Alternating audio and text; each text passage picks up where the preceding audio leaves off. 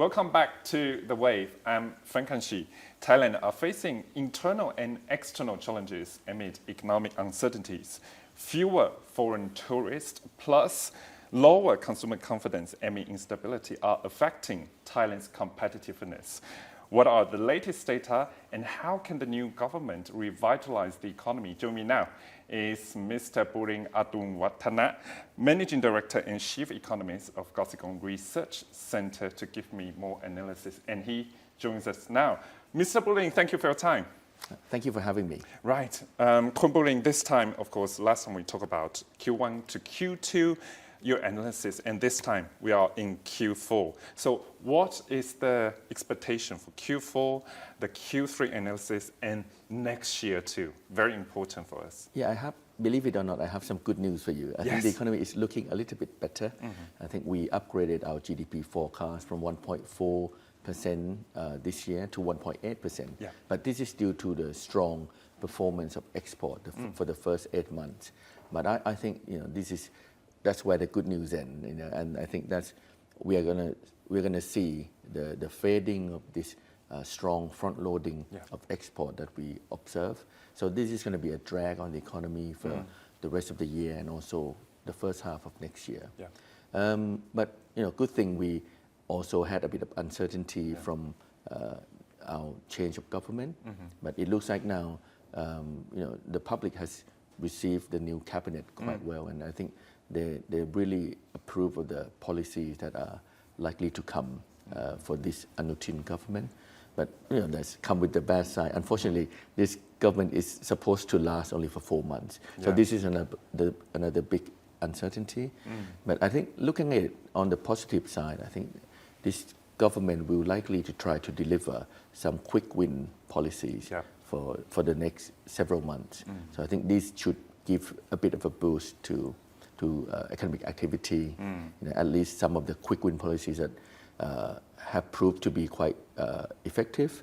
The half-half policy, and then some of these tax reduction schemes to boost short-term consumption. I think we're likely to see that.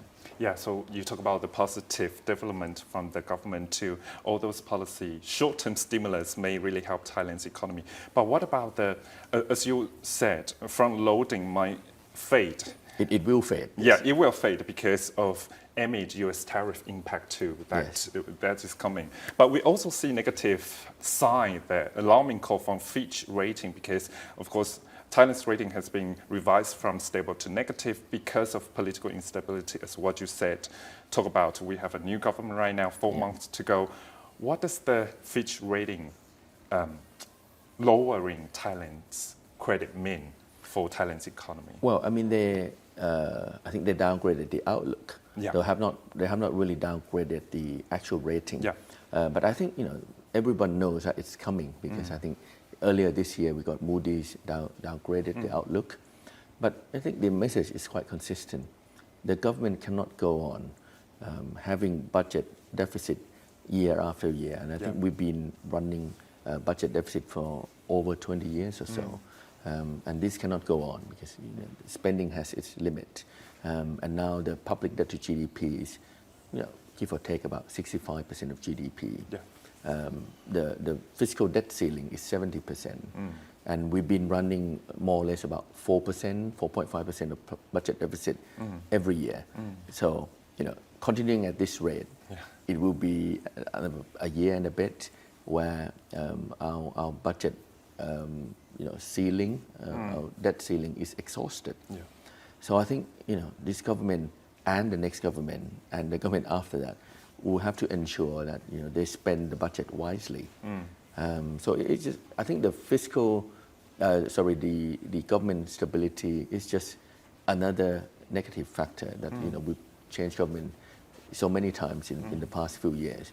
But that's just sort of it's not the real cause. The real cause is the overspending, overspending of public revenue, and they need to resort to more borrowing. And looking at Thailand, from now on, I think we are entering aging population as a nation, and this is going to get worse. So that is going to have an impact on the ability of the government to increase fiscal revenue, Yeah. and also it will also incur a lot of fiscal burden, to take care of older people once they retire in terms of healthcare bill, and also their monthly spending, monthly benefit that the government has to fork out for older generation. So these are the things that concerns credit rating agency. So I think we will likely see more fiscal consolidation going forward. They want to target the benefit. They should target the benefit to those who really need it. But I think now, because we lack the data, a lot of these measures are blanket, where if you reach a certain age, then you get entitled to benefit. Yeah. I think this will likely have to change. And also,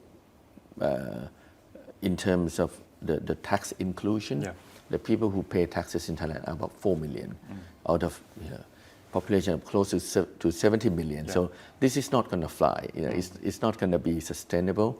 So I think the next government will have to make sure that the benefit and the tax paying citizens, they go together. Those who do not pay income taxes, or at least don't even declare their income to the tax authority, they should not be allowed to have any to receive any benefits from the government. I think so. We will likely see change, because we are forced to change, because I think the government realized now if we don't do it, our ratings will be downgraded. Khun Buling, you talk about how Thailand's tax reform can really meet the requirement for really subsidize aging population, aging society. But actually, we have a data here is about the public debt for Thailand's government to really fix it too, because it's just shy of 60% of GDP, of Thailand's GDP. That's an alarming call for Thailand too. Yeah. How can Thailand government really, tackle this issue? Yeah, so I mean, with regards to public debt outlook, so if we are to avoid a rating downgrade, there's quite a few things that the government has to do. First of all, either you increase GDP rapidly, make sure that the GDP grows faster than the debt incurred by the government. So that's one thing. Yeah. So then they have to boost GDP growth. Yeah. So I think that's aligned with the government policy anyway. But it's going to be difficult given the challenges that we are facing. Second, we need to raise revenue. Yeah. So we need to, like I said, include more people, for them to be able in the tax base, and hopefully raise more tax revenue, and then effectively gain more tax revenue, perhaps by VAT, more effective collection, and also eventually, I don't know which government, but they would have to take the difficult pill of raising the VAT rate from 7%, up to 8 or 9 or 10. But I think they should do it in incremental steps. But I don't know if you're aware, but the Thai government has been trying to raise the VAT rate for years. I think nearly 30 years. Yes. I think since the crisis, I think every government wanted to raise the VAT revenue, but they just sort of, not on my watch. I want the next government to do it, not on, while I'm in charge. So it's been kicked, this VAT increase has been kicked, down the road, for the next government. But I think this government is going to stay for too short a time. So I think probably it will have to be the next government. But of course, this has to be consistent and coherent, so that the rating agencies see that the government is really committed to reducing public debt. Yeah. And also all these populist policy that cost the taxpayers a lot of money, it will have to be trimmed down, scaled down, or a bit more targeted. Right. But what about this time, like Khun Anutin's government, they want to use co-payment scheme, as you talk about, and other stimulus for farming sector too. And also they are facing the challenges for SME stimuluses too. What are the policies? As what we see right now on the map, on the landscape right now, it's all about short-term stimulus. How does that really help the economy? And what about the long-term policy you want to see? Sure, I mean, just because we have long-term structural issues doesn't mean that we can ignore the short-term economic challenges. Yeah. So I think these quick win policies, I think they must be done. The half-half policies, all these tax reduction scheme to help boost consumption should be there.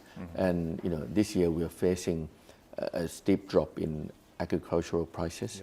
So I think these short-term stimulus are needed, and we cannot not do it.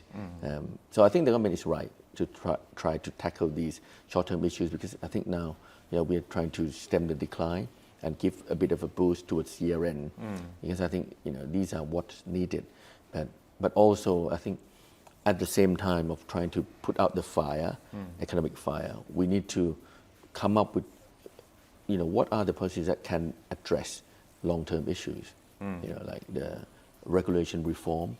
I think this government, hopefully I like them to at least start talking about it and get the ball rolling. It may not be finished or completed within the 4 months or 7 months period that this government is allowed to rule. Let's hope at least they get the right policies in and fix the wrong policies. They may not be able to do everything, but all these low-hanging fruit that have been neglected for a long time. Right. This time, as what you said, of course, the government has to really revitalize short-term for the economy too. And actually, according to the latest Asian Development Bank report, Thailand's GDP is still I think one of the lowest in ASEAN countries, in ASEAN 5 too. Slowest growing, I think, in ASEAN, and the problem is, if we are growing at about sub 2%. But if we are rich, then that's okay. But we're still sort of middle income, and our GDP per capita is stuck below 7,500 per person. So how do we do this in the long term? If we need to leave this what we call middle income trap, there's got to be a re-engineering of the whole economic structure of Thailand. We need to how do we reform the inefficient agricultural sector? How do we move people from probably farming into service? That doesn't mean that we're going to leave or ignore or neglect farming, but we're going to move people into a higher paying job, a more stable paying jobs. So that will boost their income, and that should allow Thailand to slowly move into a higher rung of economic development. Because now I think a lot of farming, we know a lot of inefficiency there, and farmers are drowning in debt and poverty. So I think there's got to be something done apart from we just keep paying them to remain in farming. So I think there's got to be a new way of doing farming, using technology, maybe reduce the workforce on farming. We can do much more, add AI and technology into boosting our productivity. And I think that will lift the whole country up. And also, we talk about public debt. So another inefficiency lies in the government sector, where I think we have far too many people, and they prove to be inefficient. So going forward, I think we need to see a smaller government in terms of smaller number of people to work for the government. A lot of these work processes can be replaced using AI or using technology. The move towards e-government or digital government, where it allows for more transparency, more efficiency, reduce corruption, reduce uncertainty. I think that's what we'd like to see. Like as what you said, so many foreign business leaders, they also share the same opinions like you. They want to see digitalization, e-government, one-stop service, but we haven't seen that really being established yet. Another part we have to talk about actually is SMEs, small and medium enterprises. Of course, it's a very important part in Thailand's economy, but this time, not many of them can survive during this amid economic uncertainties. Of course, earlier this week, we understand that policy statement given by Kun Anting and other cabinet members really may help SMEs, as they might provide 1 million baht for a smaller business on the ground. How important is the stimulus for SMEs, and Do you think, in a way, that a smaller business in Thailand can really survive during this economic storm? Yeah, I mean, it's difficult. It depends on what kind of SMEs. You know? So some SMEs that can adapt, can thrive, can implement transformation, can augment AI, can use technology to reduce costs and find opportunity, they will survive. But there are those who still stuck with the old-fashioned ways of doing things. They're not ready to change, or maybe they don't know how, or maybe they don't have the capacity, they don't have the financial strength to transition. Those will not survive. So the impetus, the stimulus that has been mentioned by the government, I think it's going to provide liquidity for those in need of the lack of short-term liquidity. That will help them. But the final verdict would be whether they are able to transform, they're able to compete, they're able to reduce costs or produce more efficiently or come up with new methods of doing things or new products and services. But these require that there has to be given opportunity. So I think the next step would be if there's a market for them, there's an opportunity that the government allow by deregulation. That would be one thing. Financing is another thing. Also, the government, what they can do to support the Thai SME is maybe to include in the agenda that the government procurement processes have to give them a leg up, the SMEs. Maybe they can buy things directly, even though they're a bit more expensive. But we help support them, or we can give them a sort of a rebate like the Chinese government or other government do when they export.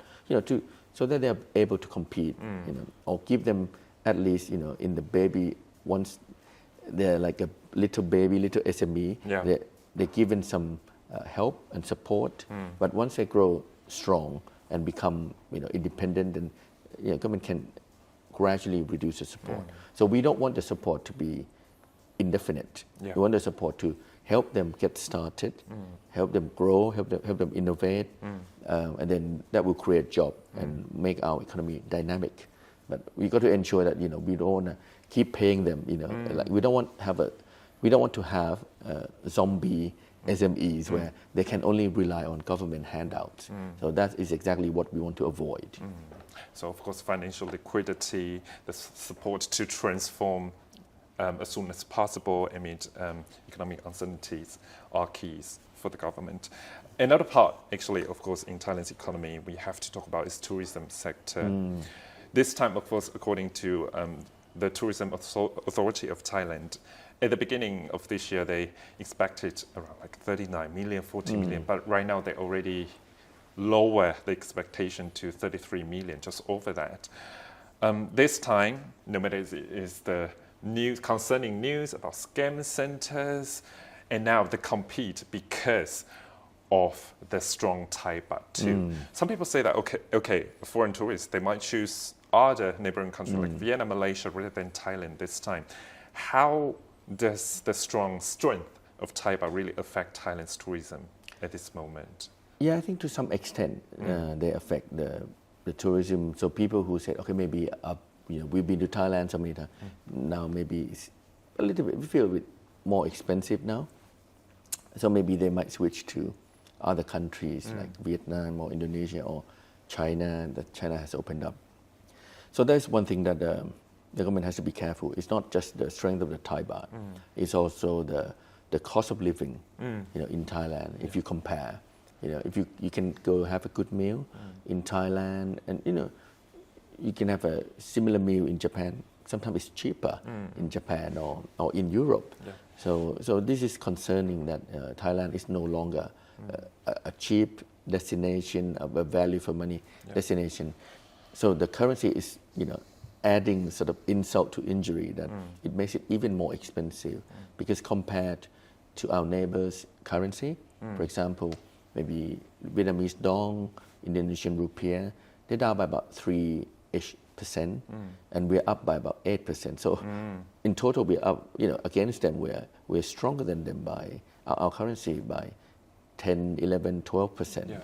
So this is, adding unnecessary pressure on the tourism sector. Why is the Thai baht so strong, like in this quarter?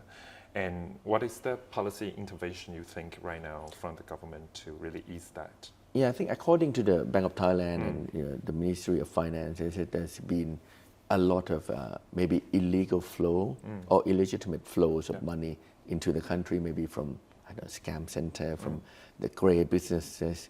Some people attributed this to the gold export to Cambodia, for example, and then we take the money in. And I think it's also because of cryptocurrencies. I'm sure there are a lot of people who live in Thailand, maybe they rely on crypto and they exchange it into Thai baht, or maybe some illegal activity that want to launder the money, they make it into Thai baht. So I think what we can do is to identify the sources, because now I think even the Bank of Thailand said they don't have complete information.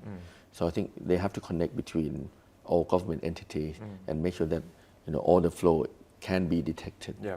So that will reduce the incentive of these illegal money. So I think maybe we have loopholes, or the scammers, or the underground world. They think converting money into Thailand is easier because it's quite.